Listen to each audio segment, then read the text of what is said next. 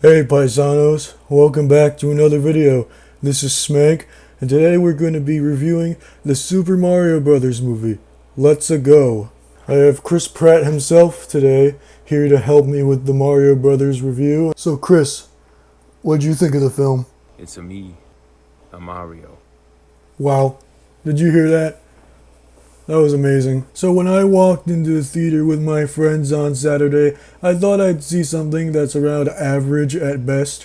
Kind of like, Sonic the Hedgehog or Detective Pikachu, where it's good, but it's not really good. But I was wrong. I was very pleasantly surprised with Mario. I thought Illumination did a very, very good job with Mario, considering that a lot of their other movies are huge stinkers.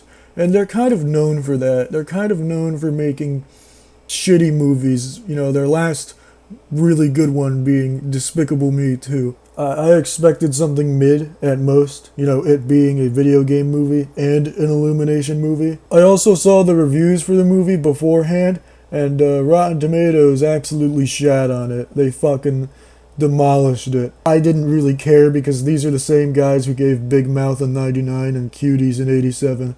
So I really didn't give a shit. Walking into the theater, I expected something kind of mid, and I came out happier than a child on Christmas. I fucking loved the Mario movie. I thought it was absolutely amazing. It was really nostalgic in a way because it was clearly a love letter to the Super Show. So I'm gonna be getting into spoiler territory now, even for the trailer, because I know everybody and their mom has seen the trailer, but people are still gonna get mad at me in the comments if I spoil literally anything for this movie. So yeah, let's go. There's a scene in the very beginning of the movie after the scene where Bowser destroys the ice world, where Mario and Luigi are doing an 80s style plumbing commercial, and they're going all out with the Italian accents, and it's fucking amazing. Even though I was most likely the oldest person in the theater who wasn't a parent, it put a big goofy smile on my face. I absolutely loved that scene because I watched Super Show as a kid. It sent me back, man.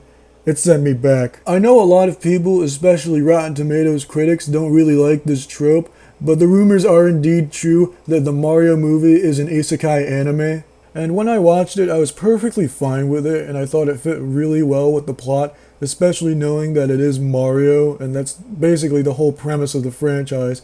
Mario being sent from Brooklyn to this strange Mushroom Kingdom place. I mean, when Mario got sucked through that green pipe, there were people leaving, there were weebs getting up from their chairs, soaked in grease and sweat, leaving the theater cursing despite the fact that there were 7-year-olds there.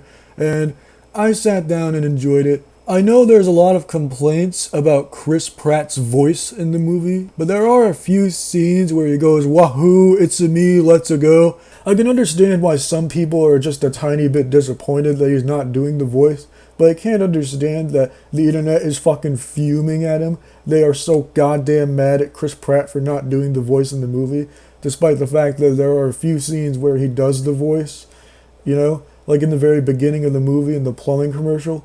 He goes all out, and he's very good at it. He's very good at the Mario voice, he just doesn't do it a lot, and I'm perfectly fine with that. Chris Pratt in the movie isn't trying to be Charles Martinet, he's trying to be his own version of Mario, and I think that's very nice and original, because I feel like the movie wouldn't really be as impactful if he was trying to be like Charles Martinet. Jack Black does the exact same thing Chris Pratt's doing with Mario, but with Bowser, and it is amazing. It is...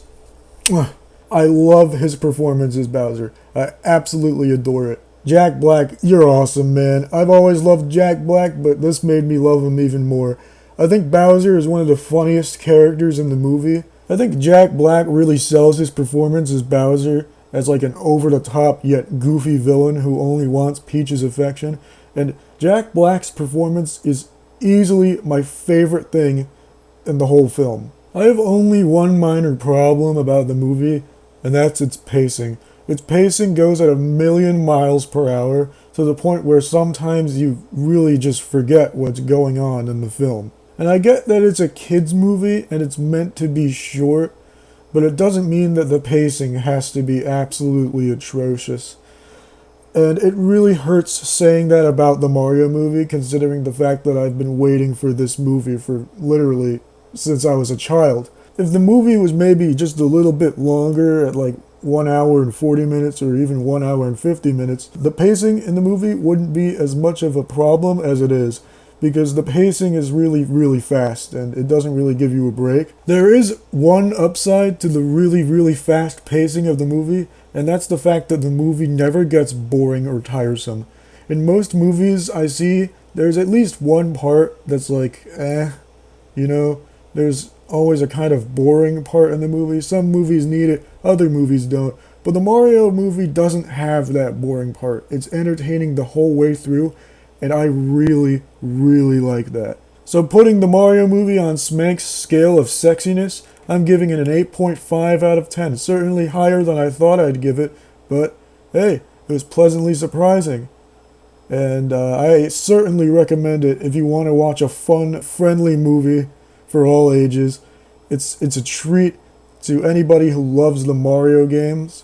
So, yeah, that's about it, everybody. See you, slimes.